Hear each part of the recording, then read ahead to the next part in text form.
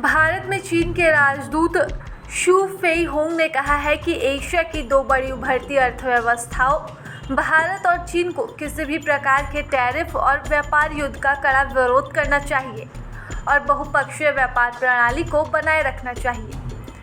Media से बातचीत के दौरान उन्होंने कहा कि इतिहास बदला नहीं जा सकता, लेकिन भविष्य को हम बदल सकते हैं।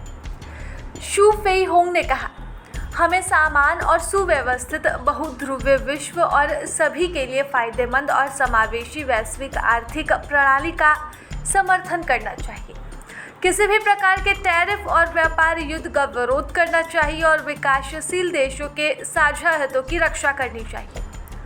उन्होंने अमेरिका द्वारा भारत पर लगाए गए 50% टैरिफ को अनुचित और असंगत बताया और कहा कि अमेरिका लंबे समय से मुक्त व्यापार से लाभान्वित रहा है, लेकिन अब टैरिफ को हथियार के रूप में इस्तेमाल कर अत्यधिक कीमत वसूलने की कोशिश हो रही है। चीन भारत के रिश्तों और विश्व स्थिति पर बात करते हुए शू फेइहोंग ने कहा, दुनिया एक नई अशांति और परिवर्तन के दौर में प्रवेश कर चुकी है, जहां मानवता को शांति और युद्ध, संवाद और टकराव, सहयोग और प्रतिस्पर्धा से चुनना होगा। उन्होंने दोनों ही देशों से कहा है कि उन्हें वैश्विक दृष्टि और जिम्मेदारी दिखानी चाहिए और विश्व शांति, साझा विकास और वैश्विक शासन सुधार में योगदान देना चाहिए। शू फेइहोंग ने कहा है कि भारत और चीन के बीच व्यापारिक संबंध मजबूत हुए हैं और इस साल पहले 7 महीनों में द्विपक्षीय व्यापार 88 अरब डॉलर तक पहुंच चुका है, पिछले वर्ष की तुलना में 10.5% बढ़ा है। उन्होंने यह भी कहा कि चीन भारत के साथ विकास रणनीतियों में तालमेल बढ़ाने और आधुनिकीकरण के अनुभव साझा करने के लिए तैयार है।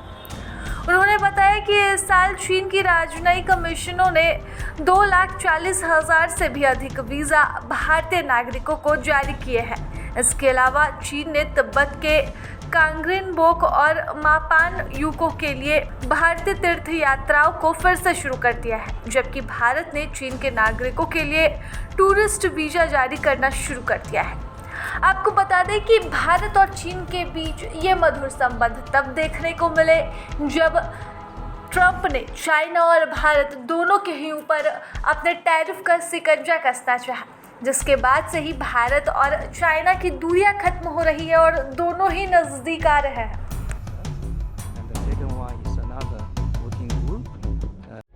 प्रभातखबर.com, विश्वास वही, रफ्तार नहीं।